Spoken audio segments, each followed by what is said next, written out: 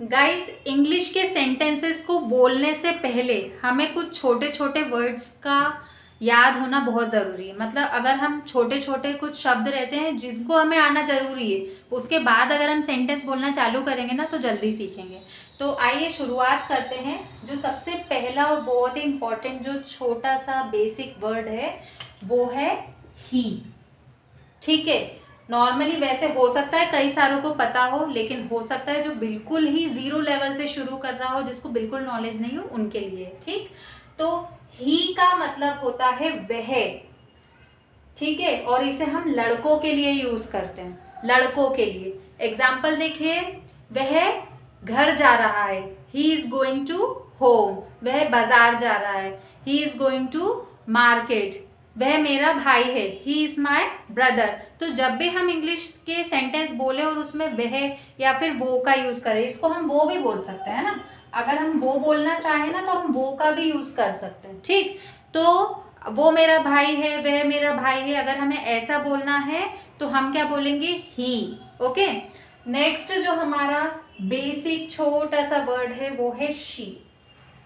ठीक है, शी जो है उनको हम लड़कियों के लिए यूज करते हैं। जैसे कि लड़कों के लिए हमने वह वो के लिए ही यूज किया, वैसे ही लड़कियों के लिए हम शी का यूज करते हैं। ठीक, और शी का मतलब भी वह या वो होता है। जैसे वो मेरी बहन है, शी इज माई सिस्टर, वो बाजार जा रही है, she is going to market. ठीक है, वह खाना बना रही है, शी इज कुकिंग फूड। तो इस तरीके से आपको अगर जैसे वह या वो का यूज करना है और लड़की को पॉइंट आउट करना है तो आप शी का यूज करेंगे। ओके, उसके बाद नेक्स्ट है आई। ठीक है, आई का मतलब होता है मे। आई का मतलब होता है मे। ठीक, नॉर्मली ये वर्ड तो वैसे सभी को पता होगा, लेकिन हो सकता है कि बहुत सारे लोग जो बिल्कुल जीरो से शुरू कर रहे हैं उनको इसका ज्ञान ना हो। ठीक, तो आई का मतलब होता है मैं। ठीक है, जैसे मैं भोपाल जा रही हूँ, I am going to market, I am going to Bhopal. ठीक है, और मैं खाना बना रही हूँ, आई एम कुकिंग फूड, मैं खाना खा रही हूँ, आई एम ईटिंग फूड। ठीक है, तो इस तरीके से जब हम मैं का यूज करते हैं ना तो मैं के लिए हमको आई का यूज करना है।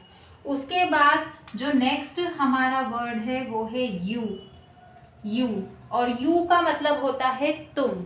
ठीक है, यू का मतलब क्या होता है, तुम मेरे भाई हो, यू आर माई ब्रदर। तुम वहां जाओ, यू गो देयर। ठीक है, तो जब भी हमें ऐसा बोलना है कि तुम, तो तुम के लिए हमको यू का यूज करना पड़ता है इंग्लिश में। उसके बाद नेक्स्ट जो हमारा वर्ड है वो है वी। ठीक है, वी का मतलब होता है हम। ठीक है, जैसे कि हम भोपाल जा रहे हैं, we are going to Bhopal. हम खाना खा रहे हैं, वी आर ईटिंग फूड। हम टीवी देख रहे हैं, we are watching the TV. ठीक है, तो इस तरीके से यदि आप को अगर हम बोलना है, हम, ठीक है, मतलब हम मतलब बहुत सारे लोगों के लिए यूज होगा। अगर खाली मैं बोलेंगे तो आई का यूज करना है, लेकिन यदि हम बहुत सारे लोगों की बात करते हैं कि हम वहां जा रहे हैं, हम लोग वहां जा रहे हैं, ठीक है, 2-4 लोग हैं या ज्यादा लोग हैं, 2 से, है ना, तो उसके लिए हमको वी का यूज करना है। और उसके बाद है दे, THEY, दे का मतलब होता है वे। ठीक है, THEY, दे का मतलब होता है वे। और इसको एक से अधिक लोगों के लिए यूज किया जाता है, एक से ज्यादा लोगों के लिए। ठीक है, मान लो हमें बोलना है वे भोपाल जा रहे हैं, मतलब बहुत सारे लोगों की बात हो रही है। सेंटेंस के लास्ट में देखिए रहे हैं लग रहा है, इससे हमको समझ आ रहा है कि बहुत सारे लोगों की बात हो रही है। ठीक है, तो वे के लिए हमको THEY, दे का यूज करना है। They are going to Bhopal, they are watching TV, और दे आर ईटिंग फूड। ठीक है, तो जब भी हम वे का यूज करेंगे बहुत सारे लोगों के लिए अगर, तो हमको THEY, दे का यूज करना है। तो ध्यान रखना है, ये सारे जितने भी रहते हैं, वैसे तो हम इंग्लिश में इसको क्या नाम देते हैं, प्रोनाउंस। ठीक है,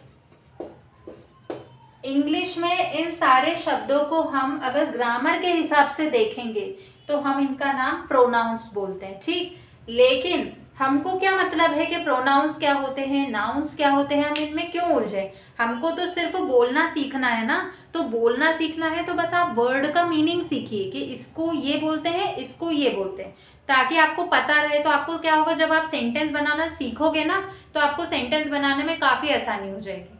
तो इस चीज़ का आपको बिल्कुल ध्यान रखना है कि ही को क्या बोलते हैं, शी को क्या बोलते हैं, मतलब ये हमको पता होना चाहिए कि ये हिंदी वर्ड्स को इंग्लिश में क्या बोलते हैं, तभी तो हम सेंटेंस बनाने की शुरुआत कर पाएंगे। तो ये बेसिक चीज़ हमको पता होना बहुत ज़रूरी है। ओके, उसके बाद देखिए, ये तो हमने प्रोनाउंस की बात कर ली, मतलब ये छोटे छोटे से वर्ड्स हमने मतलब बनाना सीख लिए कि इनको क्या बोलता है, इसको क्या बोलते हैं, ये ज़रूरी है आना, ठीक, इस बात का ध्यान रखिएगा। उसके बाद हमको अब क्या सीखना है कि कुछ हेल्पिंग वर्ब्स के बारे में हम नॉलेज लेंगे। अब आप पूछेंगे कि हेल्पिंग वर्ब्स क्या होते हैं, तो ये भी पता होना चाहिए। हेल्पिंग वर्ब पे मत जाइए, अभी फिलहाल मत जाइए, क्योंकि हमको क्या है, अगर सेंटेंस बनाना सीखना है तो हमको छोटे छोटे वर्ड्स को, मतलब ये जो छोटे छोटे हिंदी के वर्ड्स रहते हैं ना, उसको इंग्लिश में क्या बोलते हैं ये हमको पता होना चाहिए, ठीक। तो जो सबसे पहला हमारा हेल्पिंग वर्ब है वो है इज, IS, इज। इसका मतलब होता है, ठीक है, इज का मतलब है। देखिए, जो सेंटेंस हम बोलते हैं तो सेंटेंस के लास्ट में हम बोलते हैं ना है, ये मेरा भाई है, ठीक है, मैं भोपाल जा रही हूँ, या फिर हम खाना खा रहे हैं, ठीक है। तो जब भी ये जो है वर्ड का यूज होता है ना, इस है वर्ड के लिए हमको इज का इस्तेमाल करना पड़ेगा। मतलब जब भी किसी सेंटेंस में है वर्ड आए तो आपको समझ जाना है कि हमको इसमें इज लगाना है, ठीक। लेकिन इसको हम सिंगुलर के लिए यूज करते हैं, सिंगुलर के लिए। सिंगुलर मतलब एक वचन, मतलब जो एक व्यक्ति है ना उसके लिए हम इज लगाएंगे। जैसे कि राम मेरा भाई है, राम इज माय ब्रदर, ठीक है। और वह खाना खा रही है, शी इज ईटिंग फूड, ठीक है। तो एक के लिए या तो राम है, राम भी एक है, शी मतलब एक लड़की की बात हो रही है तो वो भी एक ही है, ठीक है। तो जब भी किसी एक पर्सन की बात होती है उसे हम सिंगुलर बोलते हैं, और सिंगुलर के लिए हमको इज का यूज करना है जब भी किसी सेंटेंस में है आए। उसके बाद जो नेक्स्ट वर्ड है वो है एम, AMM, आपने सुना होगा, ठीक है। मैंने जैसे अभी काफी सारे सेंटेंस बोले एम से रिलेटेड, जैसे कि I am going to market, I am eating food, ठीक है, I am doing this, I am watching TV। तो इस तरीके से मैंने एम करके काफी सारे वर्ड्सों का इस्तेमाल किया है। लेकिन एम का मतलब क्या होता है, तो एम का मतलब होता है हूँ, एम का मतलब होता है हूँ, ठीक है।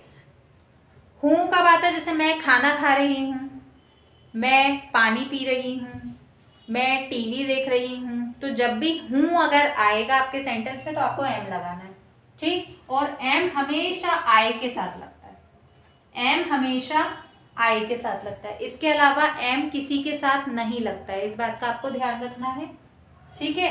तो I am going to Bhopal, I am eating food, I am watching the TV। तो इस तरीके से आप एम का यूज आई के साथ ही करोगे, ओके। नेक्स्ट है आर, ARER। आर का मतलब भी है होता है, देखिए, इसीलिए कंफ्यूजन ना हो इसीलिए मैंने ब्रैकेट में लिख दिया कि इसे सिंगुलर के लिए यूज करना है, और इसका मतलब आर का मतलब भी है होता है, लेकिन इसे हम प्लूरल के लिए यूज करेंगे, ठीक है। आर का मतलब भी है होता है लेकिन इसको हम प्लूरल के लिए यूज करते हैं। प्लूरल मतलब बहुवचन, ठीक है। एक से ज्यादा लोगों के लिए हम जो वर्ड यूज करते हैं वो होता है प्लूरल, बहुवचन, मतलब एक से ज्यादा लोगों के लिए। जैसे कि राम एंड श्याम, दो लोगों की बात हो रही है, ठीक। तो राम एंड श्याम, तो Ram and Shyam are my brothers, Ram और श्याम मेरे भाई हैं, ठीक है। तो दो लोग हो गए और सेंटेंस के लास्ट में है आ रहा है, मतलब हमको आर लगाना है। तो इस बात का ध्यान रखना है कि आर हमको प्लूरल के लिए यूज करना है, और आर का मतलब होता है। उसके बाद जो नेक्स्ट हेल्पिंग वर्ब है वो है वॉज,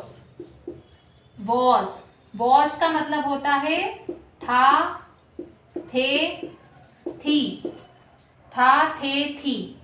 ठीक। और जैसे मैं खाना खा रही थी, मम्मी बाजार जा रही थी। ठीक है। वो टीवी देख रहा था। तो जब भी किसी सेंटेंस के लास्ट में था, थे, थी आता है तो उस केस में आपको वॉज का यूज करना है।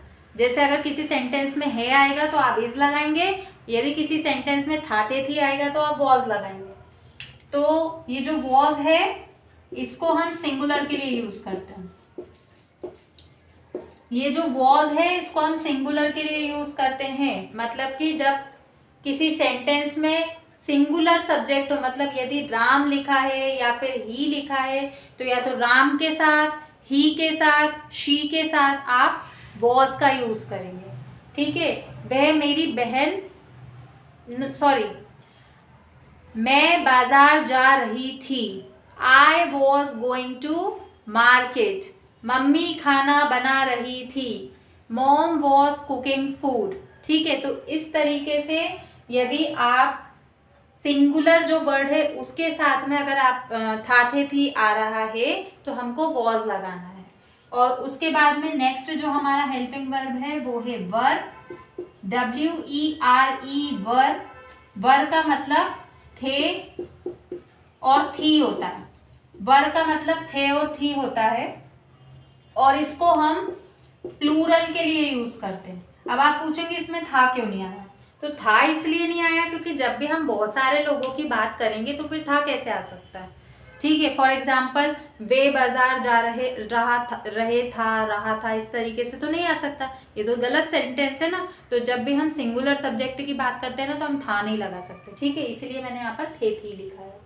तो जब भी किसी सेंटेंस के लास्ट में थे या फिर थी आएगा तो आपको वर लगाना है। ठीक है। और इसके साथ साथ ये भी चीज का ध्यान रखना है कि वॉज तो हम सिंगुलर के लिए यूज करते हैं, ठीक, लेकिन वर को हमें प्लूरल के साथ यूज करना है। मतलब जब किसी सेंटेंस में एक से ज्यादा लोगों की बात हो रही है तो हमको वर का यूज करना है। जब भी किसी सेंटेंस में एक से ज्यादा लोगों की बात कर रहे हैं हम तो हमें वर का यूज करना है। मतलब एक सेंटेंस में यदि था, थे, थी आता है और हम एक से ज्यादा लोगों की बात कर रहे हैं तो हमको था, थे, वो वर लगा देना। ठीक। और यदि हम किसी सेंटेंस में एक पर्सन की बात कर रहे हैं तो हमको वॉज लगाना है अगर उस सेंटेंस में था, थे, थी आए तो। उसके बाद एक और हेल्पिंग वर्ब है जो बहुत इंपॉर्टेंट है। वैसे तो हेल्पिंग वर्ब्स बहुत सारी होती है, ठीक है, वैसे तो हेल्पिंग वर्ब्स काफ़ी सारी होती है, लेकिन जो जनरल जो बहुत ही इंपॉर्टेंट है, मतलब शुरुआत करने से पहले अगर इन चीज़ों का नॉलेज हो जाएगा ना तो ज़्यादा बेटर रहेगा, क्योंकि फिर आप बहुत कंफ्यूज होंगे। क्योंकि अगर आप सेंटेंस डायरेक्ट बोलना शुरू करोगे तो आपको समझ में नहीं आएगा कि क्या बोलूँ। ठीक है। तो सबसे पहले जो छोटे छोटे शब्द है ना ये सीखना चाहिए, क्योंकि ये शब्द आपके सबसे काम आएंगे। उसके बाद आप शुरुआत करेंगे तो आपके लिए थोड़ा सा कंफर्टेबल हो जाएगा। तो एक और मैं आपको बताऊंगी वो है विल। WILL विल, और इसका मतलब होता है गा, गे और गी। गागेगी मतलब आप बोलोगे कि गागेगी क्या होता है, तो गागेगी क्या होता है, जैसे कि सेंटेंस हम बोलते हैं ना, मैं खाना खाऊंगी, मैं बाजार जाऊंगी। जब हम फ्यूचर की बात कर रहे हैं ना, मैं टीवी देखूंगी, हम भोपाल जाएंगे। तो जब भी किसी सेंटेंस के लास्ट में गा, गे, गी ऐसे आएगा तो आपको वहाँ पर विल लगाना है। मतलब वो कंपलसरी हो जाएगा कि उस सेंटेंस में आपको विल लगाना ही है। ठीक है। तो ये कुछ हेल्पिंग वर्ब्स जो सबसे ज़्यादा इंपॉर्टेंट हेल्पिंग वर्ब्स है ना उनकी बात करिए। इसके बाद हम अलग से जो मैं वीडियो बनाऊंगी उसमें पूरे जितने भी हेल्पिंग वर्ब्स होते हैं उनका डिटेल में आपको सारा बताऊंगी। लेकिन अभी इंग्लिश के सेंटेंस को बोलना शुरू करने से पहले जो खास हमको चीज़ का ध्यान रखना है ना, इनका रखना है, क्योंकि ये सबसे ज़्यादा काम आने वाली चीज़ है। ठीक है, सबसे ज़्यादा काम आने वाली चीज़ है। तो इसलिए हम सबसे पहले इनको याद करेंगे और फिर सेंटेंस बनाना शुरू करेंगे तो हमारा जल्दी मतलब हमको समझ में आएगा कि हमें इंग्लिश के सेंटेंस कैसे बोलने हैं। ओके।